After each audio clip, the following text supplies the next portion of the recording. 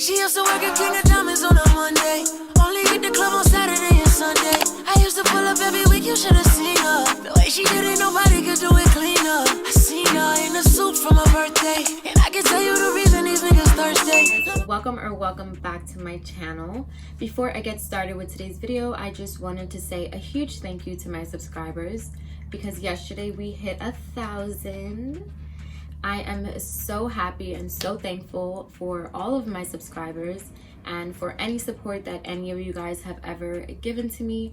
I cannot wait to see how much we grow together as a family over here on my channel, and I'm excited to take you guys with me on that journey. I will be doing a giveaway in the next week or so look out for that. And honestly, the best way to do that is probably just to follow me on my social media, which I'll have it linked somewhere on the screen. But yeah, without further ado, let's get on with today's video. Well, for today's story time, I am going to be telling you guys the story of my immigration process and basically me coming here and what it took to become an American citizen. So yeah, if you're interested in hearing about that at all, then please keep on watching. And as always, don't forget to give this video a like and a comment, and don't forget to join our fam. Thank you guys for watching, and I hope you enjoyed this video. Alrighty guys, so I was born in Kingston, Jamaica, and I lived there for about 5 years before I migrated.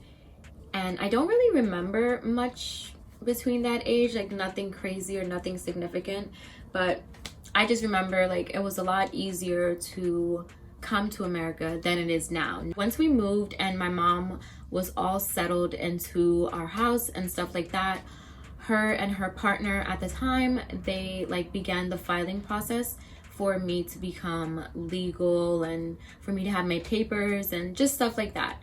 So at that age, that's pretty much like all I understood. I really remember is not really being able to go to the doctors as much, and like being told like, you know, like you can't get in trouble, you just certain things are just off limits because you don't want to risk anything. So we're gonna just fast forward a couple years, because if you know anyone or if you yourself has ever like been through this process, you know that it takes a long time and it takes a lot of money. So it's not just like a quick process and things like that. Like it was really like it was a really long process. Like I remember we would wait weeks and months just for like a piece of paper, like confirmation for anything. So it was a really like stressful time, less on me and more so like obviously like on my mom at the time. It was like so stressful because like her money's going into all of that, and at the end of the day nothing really was guaranteed. So yeah, it was just really just a gamble. So fast forward to age 12. So at this time I already was going to school, I had my group of friends, and like, you know, life was good. I was adapting well, things like that. And then the next thing I know, my mom is like, oh, and I think I was in like the 8th grade, or was I in 8th grade? Yes, I was in I was in like the 8th grade. So I'm like, okay, like that's like middle school age. So, you know, you have your little friends and you're going skating on a Friday. Next thing I know, my mom's like, we have our meeting with the embassy, like our appointment with the embassy. And I'm like, oh, okay. Like I knew what that meant, and I knew that like that was the next step and it was a big deal, but I really didn't understand, again, like I said, how big of a deal it was. I don't remember how long after she told us we went, but I don't think that it was a really long time after, because it's like when they tell you to come, you have to come and you have to be ready, and like, you know what I mean. We went there maybe a day or two before my interview. We didn't go long because it's not like we were planning to spend some long vacation. Like we knew we were there for business. My mom and I were just going over everything, and I was nervous, yeah, because I didn't know what they were gonna ask and stuff, but I really wasn't I wasn't nervous thinking like, oh my gosh, I'm gonna get stuck here or anything. Like that didn't cross my mind. I was still very like naive, I would say, and still very just, okay, like I'm going back home with my mom, like whatever. The night before my interview, I had this really weird dream, like, and I won't ever forget it because it was just like just weird. And I remember I was just in the middle of this like this field basically, like leading up to a house, and like all I remember seeing is like really, really long paths of like just grass, a bunch of green, like just really bright green grass. And like I remember when I told her, she was just basically telling me like that's a symbol of like bad luck or something bad is gonna happen. You know how Caribbeans are with their little sayings. It's the morning of the interview. Like my mom and I went over everything. We're ready. I'm feeling confident. I'm like, okay, let's go in here. We get ready and we go down to like the local embassy and stuff like that. You know, you get like, I believe we got a number. We have to sign in or like sit down or whatever. So we're just sitting there waiting, and like this guy that was right before me, like I believe they turned him down. I don't know what was the reason, but like just seeing his face, you can know that he got turned down. And I feel like that moment for me is when my little 12-year-old self, about to be 13, was like, oh crap, like he's an adult. I was like, you know what I mean? Like, but it sparked some kind of nervousness inside of me. So okay, we're there, we're waiting, and then they call like our number or my name, or like they call up me and my mom, and we got a lady and stuff. So I'm like, oh, okay, she's nice, this is gonna be good. I don't know why I was so young and just dumb, I guess, I don't know. So, or just not taking it seriously. I don't know which it was, but I got a whole rude awakening.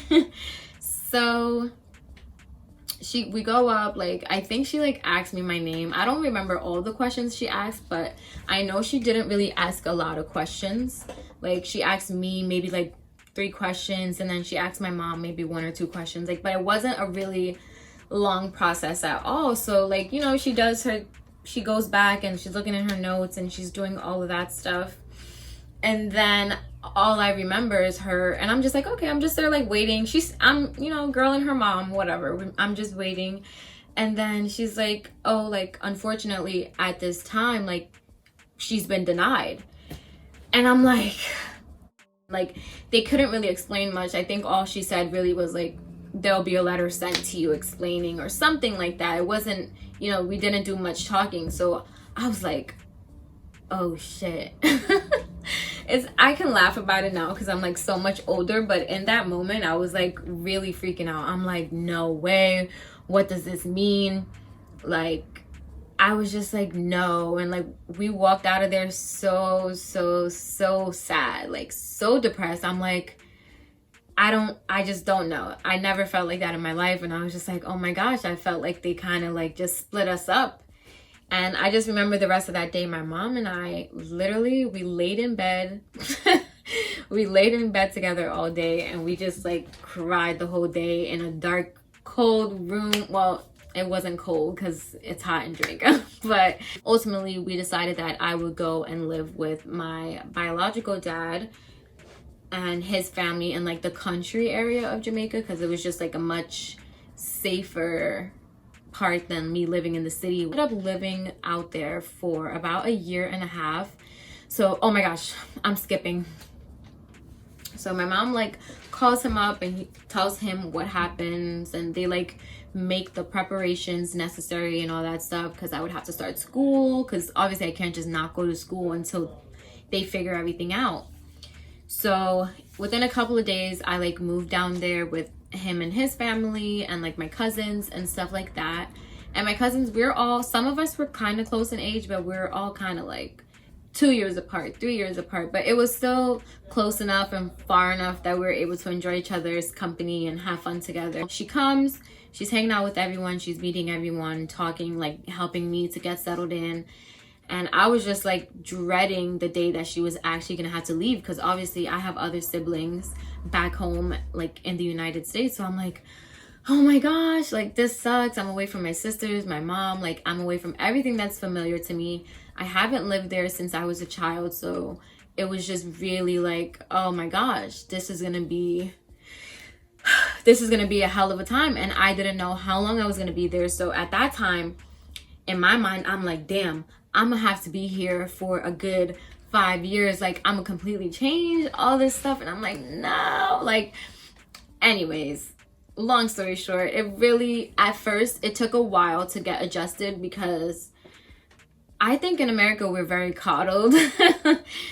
And I was too. And I mean, I still am in some ways. At first, I definitely had a really, really hard time adjusting because I'm like, oh my gosh, I don't fit in here. Like, none of these people like me. They think I'm just this girl from America who thinks she's better than everyone. And really, that was not the case. I just didn't know, like, I just had to adjust and I had to adapt. And I would say I did that rather quickly because after being around my cousins, they kind of like taught me the ropes. It's like, okay, this is what we do. This is how we do things, and this is what we don't do. Really, at that age, I got such a wake-up call because, I don't know, I feel like I kind of needed that in a sense. I wasn't really behaving the best before, like, all of that situation happened. I was, like, giving my little trouble here and there. But, like, after that happened, like, I really had a different sense of, like, appreciation for the life that I lived. You know what I mean? Like, being comfortable and, like, you know, having your own space and like not having to worry about where your food is coming from and stuff like that. And I don't know, it just really at such a young age, it really opened my eyes, and it really, like, I feel like changed me and helped me to be how I am today and like don't take a lot of things for granted. I really learned about life and that things don't just come easily. So yeah, I was out there for about a year and a half. So I came back. I know I celebrated a birthday there. So I came back when I was almost like 14 because I went when I was 12, had like a birthday, all that. So yeah, I came back when I was almost 14, getting ready to like start high school and stuff. My mom left. When she got back to the United States, she began filing for me like under her own name. Like she began the process of becoming a citizen for herself. That way, automatically I would be a citizen because I'm her child, and at that time I was under the age of 18. So that's what she did, and that's how we were able to get everything resolved and stuff like that. And then I had to stop going to school there, say goodbye to all of my family and like my cousins and stuff like that. And my cousins and I actually really got close, and it was nice having that many people around all the time. Going there where there's not that many rules and stuff, then when I came back here, I began going to a Catholic high school. So it was a huge change again, but I adapted. And yeah, I really feel like that situation contributes a lot to me as a person. Like I had such an amazing appreciation for like my mom and how hard she worked, and like once she set her mind to things, it was just like, that's it, this is what we're doing, and it was done. So yeah, I wanted to talk about it because I know now is a really crazy time. So I just wanted to let you guys know that, you know, there are a lot of great stories and success stories that come out of it, and just to be patient and stick it out. I know it's hard not being with your loved ones all the time and maybe not always knowing how they're doing, but I feel like if I did not have faith in God that I was going to be okay, that I was going to get through that, then I really would not have gotten through it because it was that much of a trying time for me. But yeah, that is pretty much all I have for this video. I hope you guys enjoyed this story time, and let me know down below if you guys would like any more story times or any different kind of videos that you guys would like me to do, because I'm more than open to trying new things here on my channel. Don't forget to leave a comment, don't forget to leave a like, and also don't forget to subscribe and become a part of my family. Thank you guys so much for watching my videos, and I will see you guys in my next one.